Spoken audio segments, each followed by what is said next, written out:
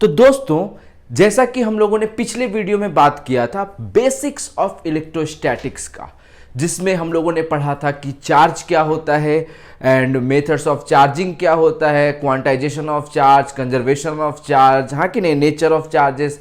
तो दोस्तों, आप लोगों ने अगर उस वीडियो को नहीं देखा है तो प्लीज ऊपर इस आई बटन पे क्लिक करके उस वीडियो को देख लें, क्योंकि उसके बिना ये वीडियो आपको उतना मजेदार नहीं लगेगा। क्योंकि वो पहला वीडियो था इलेक्ट्रोस्टैट्स का जिसमें हम लोगों ने बेसिक्स की बात की थी। एक बार बेसिक्स क्लियर हो जाए तो फिर आपको सारी चीजें अपने आप समझ में आने लगेंगी सीक्वेंस में। तो दोस्तों, इस वीडियो में जो मैं बात करने वाला हूं कूलम्ब्स लॉ। तो दोस्तों, इलेक्ट्रोस्टैट्स की जो शुरुआत होती है ना, मतलब अगर आपने बेसिक्स कवर कर लिया, उसके बाद जो मेन चीज जहां से शुरू होता है, जहां से क्वेश्चंस आ सकते हैं, वो है आपका कूलम्ब्स लॉ।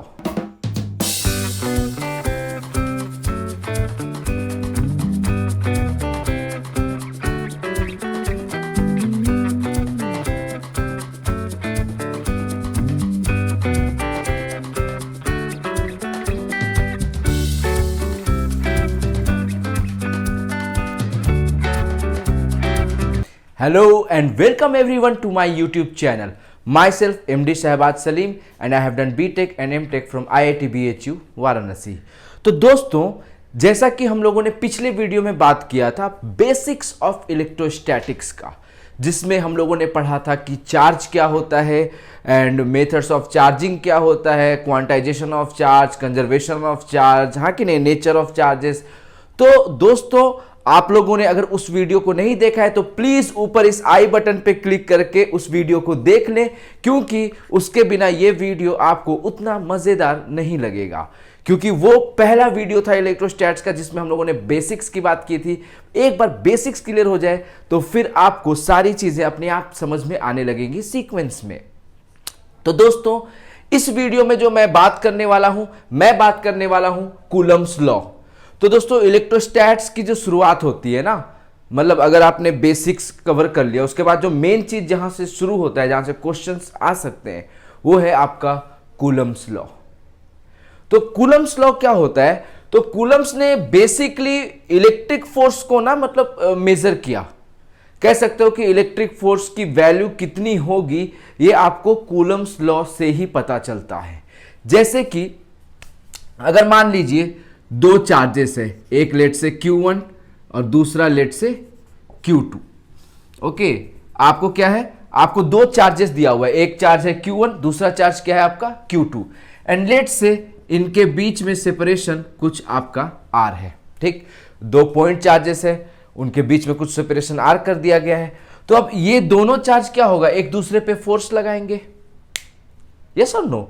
क्योंकि हमें तो पता है कि जब भाई चार्ज जो होते हैं like charges attract, like charges repel each other, unlike charges attract each other. तो अगर हमने यहां पर भी दो चार्ज रख दिया तो ये एक दूसरे पे फोर्स लगाएंगे। फोर्स रिपल्सिव भी हो सकता है और फोर्स अट्रैक्टिव भी हो सकता है। वो डिपेंड करता है किस पे, चार्जेस के नेचर पे। लेट से दोनों चार्ज Q1 Q2 क्या है ना, पॉजिटिव। दोनों चार्ज Q1 Q2 क्या है आपका, पॉजिटिव, या फिर दोनों है निगेटिव। तो ये दोनों एक दूसरे को क्या करेगा, रिपेल करेगा। तो ये Q1 जो है इस Q2 को इस तरफ रिपेल करेगा, ये Q2 जो है इस Q1 को इस तरफ रिपेल करेगा। तो ये अब जो फोर्स लगाएगा, अब हम लोगों को पता है कि फोर्स जो होता है वो एक वेक्टर क्वांटिटी होता है। तो अगर फोर्स वेक्टर क्वांटिटी होता है तो ये डायरेक्शन अलग है और ये डायरेक्शन अलग है। तो हम लोग इसको कोई फोर्स F1 से दिखा देंगे और इसको हम लोग कोई फोर्स F2 से दिखा देंगे। तो F1 क्या है दोस्तों, F1 जो है, F1 is basically here force on Q2। Better होगा हम लोग इसको F2 नाम दे दे क्योंकि ये Q2 पे लग रहा है, और इसको F1 नाम दे दे क्योंकि ये Q1 पे लग रहा है। तो F1 is force on Q1 due to Q2, F2 is force on Q2 due to Q1। तो चूंकि फोर्स एक वेक्टर क्वांटिटी है ना, अगर डायरेक्शन चेंज होगा तो वेक्टर चेंज कर जाता है, इसलिए हम लोगों ने दोनों का नाम क्या दे दिया, एक का नाम दे दिया F1, एक का नाम दे दिया F2। ठीक, तो अब यहां से ना कूलम्स लॉ जो होता है ना वो रोल में आता है कि कूलम्स लॉ कहता है कि ये जो फोर्सेस लगेंगे ना F1 और F2, इनका डायरेक्शन तो भाई आपको चार्ज के नेचर से ही पता चल गया, फोर्स के मतलब नेचर से कि अट्रैक्शन होगा रिपल्सन होगा। इनकी जो मैग्नीट्यूड होगी, मतलब कूलम्स ने कहा कि magnitude of F1 will be equal to magnitude of F2, let's say that is some F। ठीक, कूलम्स ने क्या कहा, F1 की मैग्नीट्यूड F2 की मैग्नीट्यूड दोनों की मैग्नीट्यूड क्या होगी, सेम, और वो हम लोग कुछ मान लेते हैं F। तो अकॉर्डिंग टू कूलम्स लॉ, जो F जो होगा, फोर्स जो होगा जो इन दोनों के बीच में लग रहा होगा, बेसिकली दोनों ना एक दूसरे को इक्वल फोर्स लगा रहे होंगे लेकिन ऑपोजिट डायरेक्शन में। ओके, ये इस पे जितना फोर्स लगा रहा होगा ये भी उस पे उतना ही फोर्स लगा रहा होगा लेकिन ऑपोजिट डायरेक्शन में। तो जो फोर्स ये दोनों चार्जेस एक दूसरे पे लगा रहे होंगे F, वो प्रोपोर्शनल होता है किसके, प्रोडक्ट ऑफ चार्जेस के, एंड इनवर्सली प्रोपोर्शनल होता है किसके, R स्क्वायर के। तो अगर आपका चार्जेस जो हैं ये ऐसे मतलब वैक्यूम में रखे हुए हैं, किसी भी मीडियम में नहीं है, चार्जेस किस में है आपका, वैक्यूम में रखे हुए हैं, तो जो फोर्स F जो हो जाता है, प्रोपोर्शन हटता है तो एक प्रोपोर्शनैलिटी कांस्टेंट आ जाता है, दैट इज 1/1 ठीक 4 पाई epsilon not Q1 into Q2 by R square.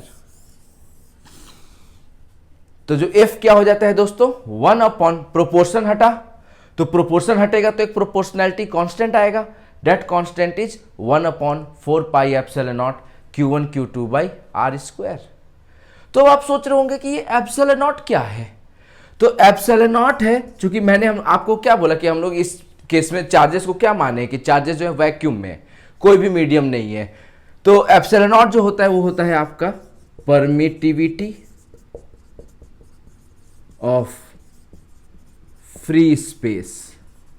Epsilon not क्या होता है आपका, परमिटिविटी ऑफ फ्री स्पेस, और एप्सिलॉन नॉट की जो वैल्यू होती है वो होती है 8.85 इंटू 10⁻⁻12 कूलम स्क्वायर पर न्यूटन मीटर स्क्वायर, उसकी क्या हो जाती है, यूनिट हो जाती है। तो ये होता है दोस्तों कूलम्स लॉ आसान शब्दों में। ओके, कि दोनों चार्जेस एक दूसरे पे जो फोर्स लगा रहे होंगे वो F जो हो जाएगा, उसकी जो मैग्नीट्यूड हो जाएगी वो 1/4 pi epsilon not Q1 Q2 by R square हो जाएगी। ठीक, और जहां पर एप्सिलॉन नॉट की वैल्यू क्या है, परमिटिविटी ऑफ, मतलब एप्सिलॉन नॉट को हम लोग बोलते हैं क्या, permittivity of free space. Okay, permittivity का इन जनरल मीनिंग क्या होता है, तो भाई कोई भी मीडियम अपने थ्रू कितना इलेक्ट्रिक फील्ड को अलाउ करती है पास करने के लिए, तो वो चीज हो जाता है परमिटिविटी की। अगर किसी का मतलब कह सकते हैं कि वैक्यूम में परमिटिविटी जो होता है वो आपका मतलब सबसे बोल सकते हैं कि मिनिमम होता है। तो ये पार्ट प्लीज आप लोग अगर नहीं अब तक नोट किए हैं तो प्लीज आप लोग नोट कर लें, और वीडियो को पॉज करके आप लोग एक बार जो मैंने बोर्ड पे लिखा है प्लीज आप इसको नोट कर लें।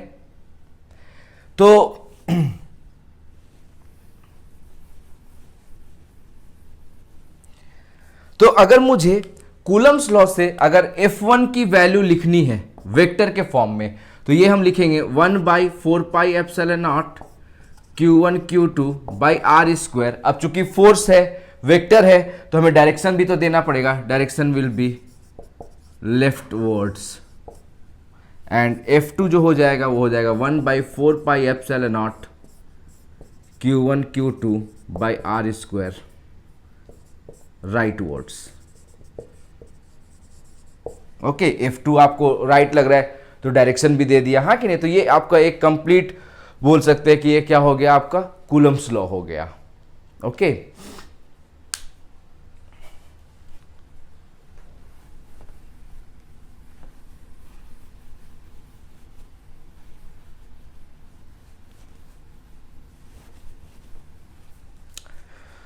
तो दोस्तों ये जो है ना आपका 1/4 पाई एप्सिलॉन नॉट, इसमें अगर हम लोग पाई की वैल्यू रख दे 3.14 एंड एप्सिलॉन नॉट की भी वैल्यू रख दे 8.85 इंटू 10⁻12, तो इसको सॉल्व करके वैल्यू जो आ जाता है वो आ जाता है 9 इंटू 10⁹ इसलिए हम लोग शॉर्ट में अपना जो कूलम्स लॉ है ना F, उसको हम लोग सिंपल क्या लिख देंगे K Q1 Q2 by R square, जहां पर K आपको क्या हो जाता है, K is basically 1/4 pi epsilon not that is equal to 9 into 10⁹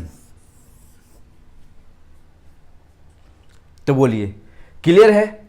तो अब आप कभी भी अगर कूलम्स लॉ से अगर फोर्स लिखिएगा तो सीधे लिखिएगा क्या, K Q1 Q2 by R square, K की वैल्यू क्या हो जाएगी 9 इंटू 10⁹।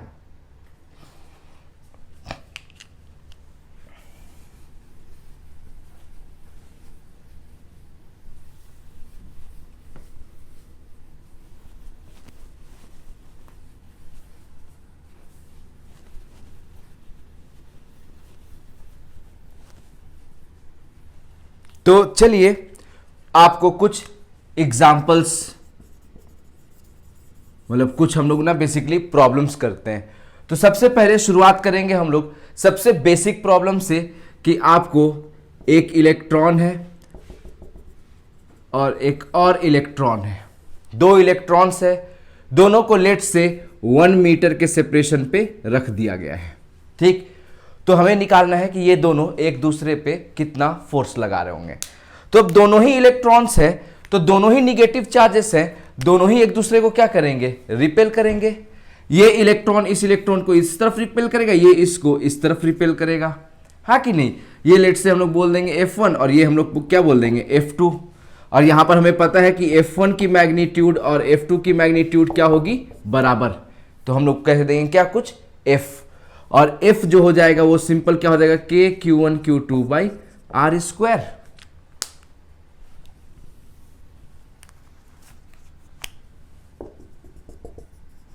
तो F क्या हो जाएगा K Q1 Q2 by R square. अब सबकी अगर वैल्यूज पुट करेंगे, K की वैल्यू हो जाएगी 9 इंटू 10⁹, Q1 Q2 तो दोनों तो क्या है, इलेक्ट्रॉन ही है।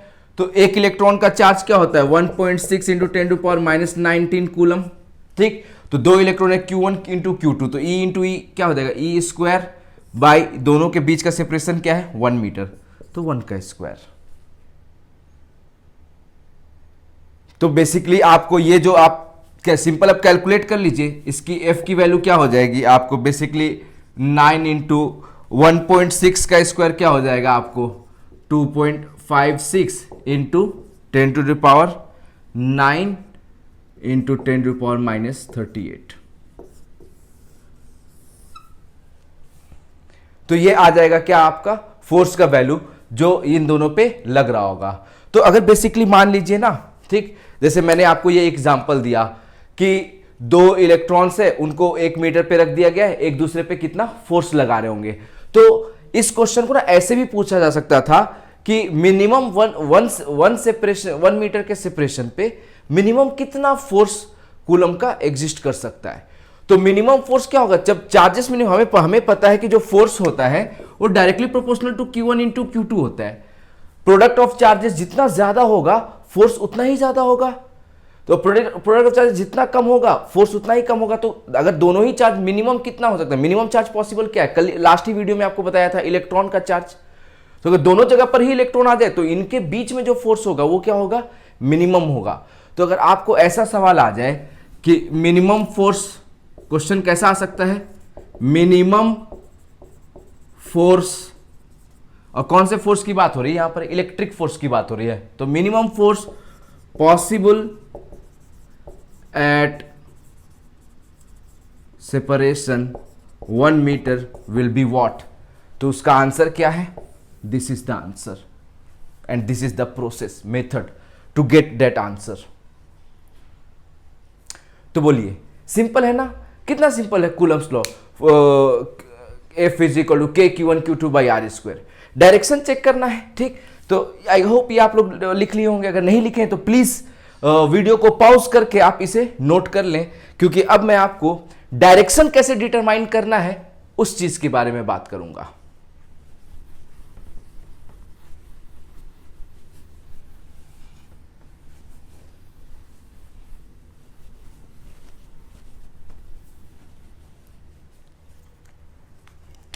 Next is how to determine direction of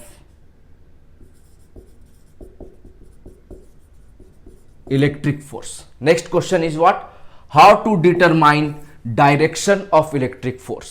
Okay, तो मान लीजिए आपको दोनों पॉजिटिव चार्ज है, प्लस क्यू प्लस क्यू। तो पॉजिटिव चार्जेस क्या है? बेसिकली लाइक चार्जेस क्या करते हैं? एक दूसरे को रिपेल करते हैं। तो इस केस में सीधा ये क्यू इस क्यू को इधर रिपेल करेगा, ये क्यू इस क्यू को इधर रिपेल करेगा। अगर मान लीजिए दोनों चार्ज आपका माइनस क्यू हो जाते हैं, तो ये दोनों भी क्या हो गए? लाइक चार्जेस हो गए। और लाइक चार्जेस क्या होता है आपका? रिपेल करते हैं। और अगर मान लीजिए एक चार्ज आपका प्लस क्यू और दूसरा चार्ज आपका माइनस क्यू हो जाए, तो अब यहां पर क्या है? अपोजिट नेचर ऑफ चार्जेस है, एक पॉजिटिव है तो दूसरा निगेटिव है। तो unlike charges attract each other. तो इस क्यू पे ये माइनस क्यू जो होगा वो इस तरफ फोर्स लगाएगा, ये प्लस क्यू इस माइनस क्यू पर इस तरफ फोर्स लगाएगा। Force will be attractive in nature. Okay, ठीक है। अब मान लीजिए आपको कुछ ऐसा आ जाए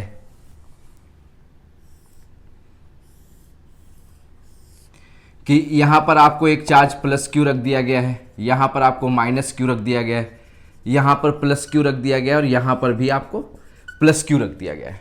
और हमें क्वेश्चन पूछा है ना कि हमें इस चार्ज पे फोर्स, नेट फोर्स जो लगेगा वो किधर लगेगा। तो ये जो प्लस क्यू है, शुरुआत हम लोग इससे करते हैं, ये जो प्लस क्यू है ये भी प्लस क्यू है। तो इन दो प्लस क्यू में जो डायगोनली ऑपोजिट है, इन दोनों प्लस क्यू में रिपल्सन होगा, क्योंकि दोनों सेम नेचर ऑफ चार्जेस है। तो ये प्लस क्यू इस प्लस क्यू को सीधा इस तरफ रिपेल करेगा। ये तो निगेटिव चार्ज है ना, माइनस क्यू। तो minus Q plus Q, opposite nature of charges, force will be attractive in nature. तो ये माइनस क्यू इस प्लस क्यू को क्या करेगा? अपने तरफ अट्रैक्ट करेगा। ये प्लस क्यू इस प्लस क्यू को क्या करेगा? तो दोनों सेम नेचर चार्जेस है, रिपेल करेंगे। तो ये प्लस क्यू इस प्लस क्यू को रिपेल करेगा। अब ये तीन फोर्सेस मिल गए आपको, हाँ कि नहीं? ये कुछ F1 बोल दीजिए, ये F2 बोल दीजिए, ये F3 बोल दीजिए, तीन फोर्सेस मिल गए आपको। फोर्स एक वेक्टर क्वांटिटी होता है और वेक्टर को ऐड करना तो हम लोग क्लास 11th में ही सीख गए थे।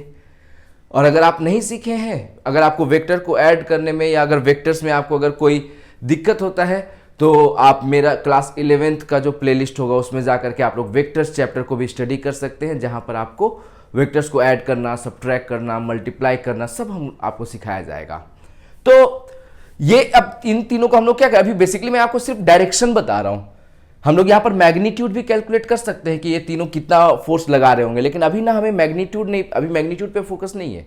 अभी फोकस सिर्फ किस पे? डायरेक्शन पे, हाँ कि नहीं? स्टेप वाइज धीरे धीरे धीरे धीरे हम लोग सीखेंगे।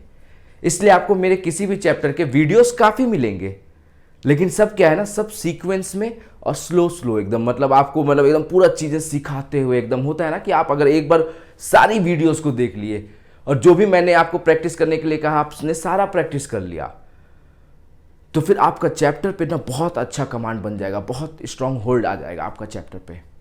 क्लियर है? ओके।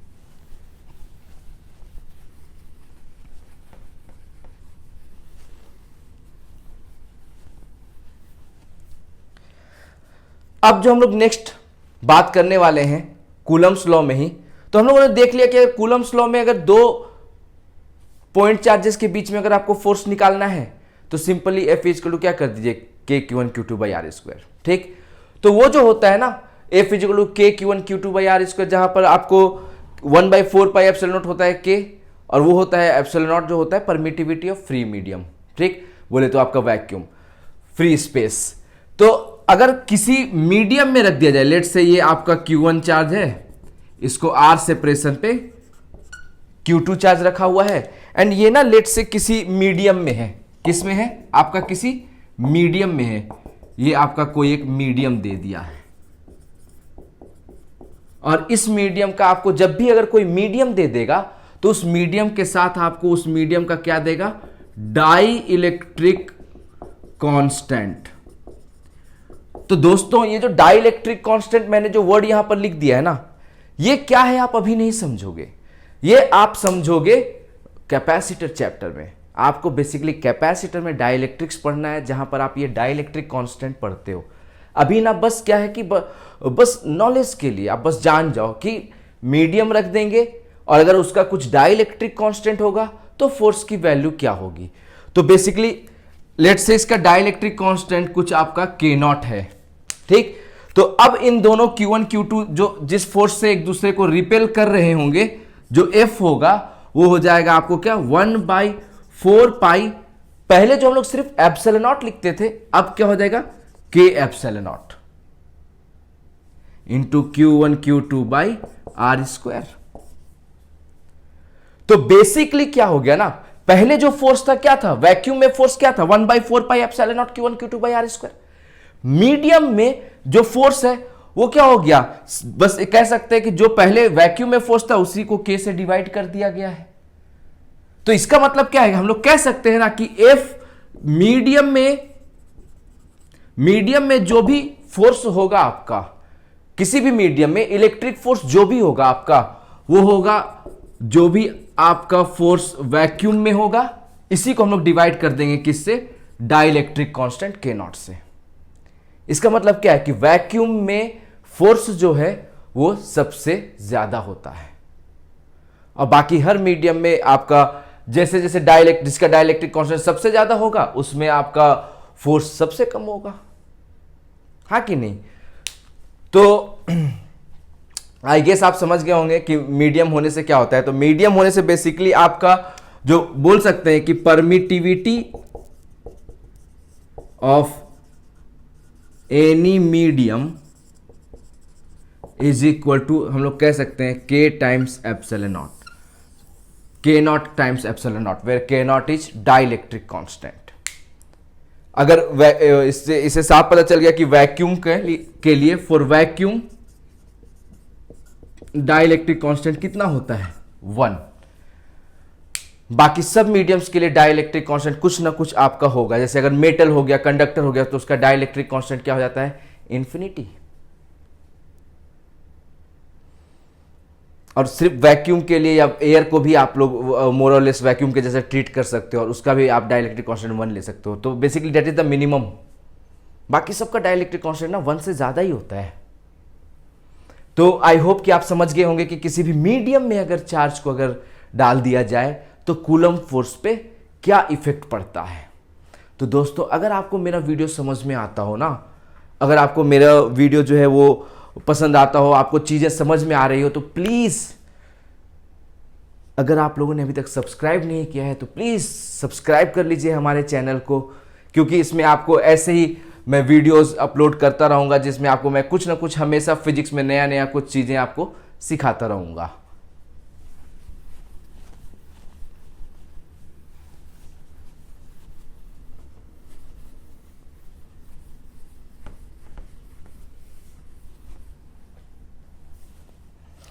तो दोस्तों दो पॉइंट चार्ज के बीच में फोर्स निकालना बहुत आसान है। अब हम लोग बात करते हैं मेन किसका, मल्टीपल चार्जेस कि अगर दो से ज्यादा चार्ज आ जाए तो हम लोग क्या करेंगे। तो मल्टीपल चार्जेस में क्या होता है, तो अब इसमें ना बेसिकली आप लोग ना मतलब एक क्वेश्चन कराऊंगा जो बेसिकली एनसीईआरटी का है, लेकिन अक्सर बोर्ड में उस क्वेश्चन को पूछ लिया जाता है 2 मार्क्स क्वेश्चन में। तो जो बोर्ड के लिए तैयारी कर रहे हैं वो देखिए, समझिए और नोट करिए, क्योंकि अगला क्वेश्चन जो है बहुत चांसेस है कि वो आपको बोर्ड्स में मिल जाए। और आपको स्कूल एग्जाम जो भी आपको टर्म 1 टर्म 2 जो होता है, तो स्कूल एग्जाम में अगर इलेक्ट्रोस्टैटिक्स पूछ रहा है ना तो वो क्वेश्चन तो कंफर्म आएगा। ठीक, तो मैं आपको मल्टीपल चार्जेस का जो सवाल है, ठीक, जो कॉन्सेप्ट है, एक क्वेश्चन के थ्रू आपको समझाता हूं। और क्वेश्चन क्या है, पहले क्वेश्चन आप समझ लीजिए। क्वेश्चन है कि एक आपका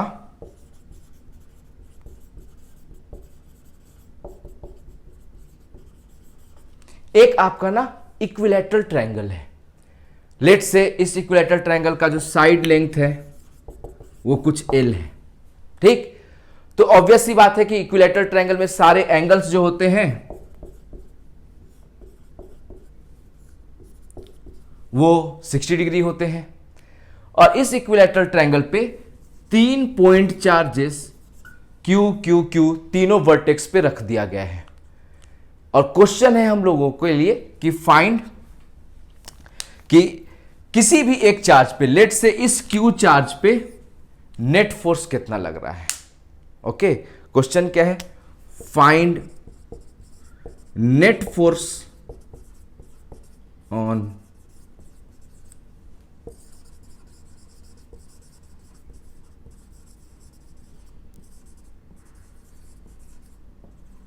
क्वेश्चन है find net force on any one charge due to other charges. किसी भी एक चार्ज पे बाकी चार्जेस के द्वारा कितने फोर्स लग रहे होंगे ये हमें बताना है। तो देखो, जब तुम्हारे पास मल्टीपल चार्जेस आ जाए तो मल्टीपल चार्जेस है तो फोर्सेस भी मल्टीपल हो जाएंगे, और फोर्सेस अगर मल्टीपल हो जाएंगे तो फोर्स तो वेक्टर क्वांटिटी होता है, तो हम लोग क्या करेंगे? उसको वेक्टोरियली ऐड करेंगे। क्या करेंगे? वेक्टोरियली ऐड करेंगे। जैसे कि ये जो Q है, ये Q इस Q को, दोनों पॉजिटिव चार्जेस हैं, तो दोनों एक दूसरे को क्या करेंगे? रिपेल करेंगे। तो ये Q इस Q को आपका इस तरफ रिपेल करेगा, लेट से फोर्स F1 से। ठीक, ये Q जो है वो इस Q को क्या करेगा? रिपेल करेगा, लेट से फोर्स किससे? F1 से। ये Q भी इस Q को क्या करेगा? रिपेल करेगा, लेट से फोर्स F2 से। और इन दोनों के बीच का एंगल भी क्या हो जाएगा? 60 डिग्री। क्यों? वर्टिकली अपोजिट एंगल है। समझ में आ रहा है ना? है कि नहीं? एक बार फिर से रिपीट करता हूं। ये Q जो है इस Q को सीधा ऐसा रिपेल करेगा, ये Q इस Q को सीधा ऐसा रिपेल करेगा। तो बेसिकली इस Q चार्ज पे ये दो फोर्सेस लग रहे हैं जो कितने एंगल्स पे है? 60 डिग्री पे। हाँ कि नहीं? तो दोनों फोर्सेस को यहां पर बना लेते हैं। एक फोर्स ऐसा लग रहा है F1 और एक फोर्स ऐसा लग रहा है F2, और एंगल क्या है? 60 डिग्री बोले तो π/3। तो बेसिकली है क्या? वेक्टर्स है क्या? वेक्टर्स दो ही वेक्टर है, और हमें पता है कि दो वेक्टर, कोई भी दो वेक्टर का जो रिजल्टेंट होता है वो हमेशा क्या होता है? ये क्लास 11th में हम लोग पढ़े होंगे कि दो वेक्टर्स अगर थीटा एंगल पे हो तो जो रिजल्टेंट होता है वो root of a² plus b² plus 2ab cos theta होता है। हाँ कि नहीं? ये तो हम लोगों ने क्लास 11th में ही पढ़ा था कि दो वेक्टर्स अगर उनके बीच का एंगल थीटा हो तो जो रिजल्टेंट की जो मैग्नीट्यूड जो होती है वो root of a² plus b² plus 2ab cos theta होता है। तो यहां पर आपका एक ये a है तो ये b है, तो ये क्या हो जाएगा? f1² plus f2² plus 2f1 f2 cos π/3। यहां पर क्या है ना कि इन दोनों चार्जेस के बीच का सेपरेशन L है, इन दो चार्जेस के भी बीच का सेपरेशन L है, इन दोनों चार्जेस की मैग्नीट्यूड सेम है, इन दो चार्जेस की भी मैग्नीट्यूड सेम है। तो अगर आप F1 की अगर मैग्नीट्यूड निकालिएगा ना, F1 की अगर मैग्नीट्यूड अगर आप निकालेंगे तो F1 की मैग्नीट्यूड क्या हो जाएगी? KQ²/L²। और F2 की भी अगर आप मैग्नीट्यूड निकालेंगे ना तो वो भी KQ²/L² ही होगा। हाँ कि नहीं? क्योंकि दोनों चार्जेस की मैग्नीट्यूड सेम है ना, और सेपरेशन भी सेम है, तो उनका मैग्नीट्यूड भी क्या होगा? सेम। कह दो कुछ F, और आप सीधा यहां पर क्या कर सकते हो? F1 F2 दोनों की मैग्नीट्यूड सेम है, F ही है, तो F² प्लस आपका F² plus 2f into F, F² cos 60 कितना होता है? 1/2। तो ये बेसिकली आपको 3f² हो गया, यानी √3f, यानी जो नेट फोर्स लगा आपका, नेट फोर्स जो होगा वो क्या हो जाएगा? √3 टाइम्स f बोले तो KQ²/L²। यानी नेट फोर्स यहां पर क्या हुआ? KQ²/L² into √3। तो इतना नेट फोर्स लग रहा होगा। अब बताओ, ये दोनों फोर्सेस की मैग्नीट्यूड बराबर है, और अगर मैग्नीट्यूड्स बराबर होते हैं तो रिजल्टेंट जो होता है ना वो एकदम बीचों बीच आता है, यानी एफ नेट जो आएगा ना, चूंकि दोनों बराबर है तो एकदम बीचों बीच आ जाएगा। ये 60 डिग्री था तो ये एक आपको 30 डिग्री हो जाएगा, यानी हम लोग कहेंगे कि जो नेट फोर्स होगा वो सीधा आपको ऐसा हो जाएगा एफ नेट 30 डिग्री पे। ठीक, तो हम लोगों ने एफ नेट का डायरेक्शन भी दिखा दिया और एफ नेट की मैग्नीट्यूड भी बता दी कि कितना होगा। तो आ गया ना मल्टीपल चार्जेस से भी हमें फोर्स निकालने का तरीका, हाँ कि नहीं। तो दोस्तों आप अगर किसी भी टेक्स्ट बुक को आप फॉलो कर सकते हैं। आप अगर एच.सी. वर्मा पढ़ना चाहे तो एच.सी. वर्मा पढ़ सकते हैं। ऑल्दो एच.सी. वर्मा में जो थ्योरी है वो सफिशिएंट नहीं है, बट प्रॉब्लम्स थोड़े ठीक है। बट आप उससे बेटर होगा आप अगर डी.सी. पांडे फॉलो करते हैं या फिर आप लोग रेस्निक हॉलिडे फॉलो कर सकते हैं। कोई भी एक किताब फॉलो करिए, मल्टीपल बुक्स आपको फॉलो करने की जरूरत नहीं है। या बी.एम. शर्मा फॉलो करिए जो स्टैंडर्ड बुक्स है मार्केट में। रेस्निक हॉलिडे आप बिल्कुल आंख बंद करके परचेज कर सकते हैं और रेस्निक हॉलिडे आप बिल्कुल पढ़ सकते हैं, बहुत अच्छी किताब है। बी.एम. शर्मा आप पढ़ सकते हैं, बी.एम. शर्मा भी काफ़ी अच्छी किताब है। यह सबसे बेस्ट होगा कि कोई किताब ना पढ़ा, कोई भी एक इंस्टीट्यूट जिसका स्टडी मटेरियल आपको अवेलेबल हो सकता है, आप उस एक पार्टिकुलर इंस्टीट्यूट का स्टडी मटेरियल को ब्लाइंडली फॉलो करिए। और स्टडी मटेरियल से बाहर जाने की जरूरत बिल्कुल भी नहीं है। स्टडी मटेरियल अपने आप में सफिशिएंट होता है, या कोई भी एक किताब वो अपने आप में सफिशिएंट होता है। आप उसी किताब को बार बार बनाइए, लेकिन दूसरे दूसरे बुक्स पर मत जाइए। मैक्सिमम लोगों का रिजल्ट जो खराब होता है ना वो इसी कारण होता है। वो पहले एच.सी. वर्मा बना रहे होते हैं, फिर एच.सी. वर्मा बन जाते हैं तो सोचते हैं चलो डी.सी. पांडे बनाते हैं। डी.सी. पांडे बना रहे होते हैं तो फिर उन्हें लगता है कि अरे डी.सी. पांडे तो उतना ठीक नहीं है, चलो बी.एम. शर्मा बनाते हैं। फिर बी.एम. शर्मा बनाने लग जाते हैं, फिर इरोडो बनाने लग जाते हैं। तो उसका तो अब जरूरत भी नहीं है, क्वेश्चंस आते ही नहीं, वैसे बना के टाइम वेस्ट होगा आपका। तो सबसे बेस्ट क्या है, किसी भी पार्टिकुलर कोई एक इंस्टीट्यूट का मटेरियल पकड़ लिया, उस मटेरियल को पूरा का पूरा बना डाला, थ्योरी इधर से देख लिया, मटेरियल अपने से बना लिया। या फिर आप किसी भी बुक, कोई भी एक बुक फॉलो कर लीजिए, डी.सी. पांडे फॉलो कर सकते हैं, बी.एम. शर्मा, कोई भी एक किताब मार्केट में, और फिर उसी को फिर अच्छे से एकदम बनाया, थ्योरी इधर से पढ़ ली, समझ लिया, बुक से भी थ्योरी पढ़ ली, और क्वेश्चंस जो है वो बुक का ही बना। जो भी आप बुक खरीदते हो आप उसी बुक के क्वेश्चंस को बनाओ। मटेरियल है तो मटेरियल के क्वेश्चंस बनाइए, ठीक। बट थ्योरी आप यहाँ पर देख सकते हैं। कहीं भी कुछ दिक्कत हो तो आप कमेंट सेक्शन में जा करके बता सकते हैं कि आपको कहाँ पर क्या प्रॉब्लम हुआ है। तो बोलिए, यहां तक सबको क्लियर है कि नहीं। तो मल्टीपल चार्जेस के बीच में भी हम लोगों ने क्या किया, फोर्स निकालना सीख गया।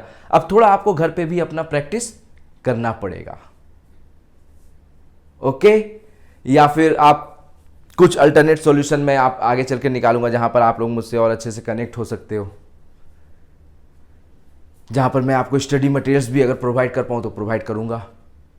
तो फिलहाल के लिए तो आप कोई भी अगर बुक है आपके पास तो आप अपने बुक को फॉलो कर सकते हो। एनसीईआरटी बुक को भी फॉलो कर सकते हो, काफ़ी अच्छी किताब है। एक्चुअली मैं ये जो क्वेश्चन करवाया हूं ये आपका एनसीईआरटी का ही क्वेश्चन है। ये आपका एनसीईआरटी में आपको सॉल्व्ड एग्जाम्पल्स में आपको ये मिल जाएगा, ठीक। आपके अपनी किताब की सवाल है ये।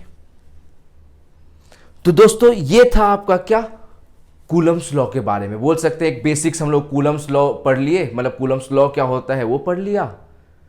कूलम्स लॉ के कारण जो दो पॉइंट चार्जेस के बीच का फोर्स निकालना सीख गया, मल्टीपल चार्जेस के बीच में फोर्स निकालना सीख गया, वैक्यूम के बजाय कोई मीडियम आ जाएगा तो फोर्स क्या होगा वो भी पता चल गया। तो दोस्तों इस वीडियो में मैं इतना ही रखना चाहूंगा।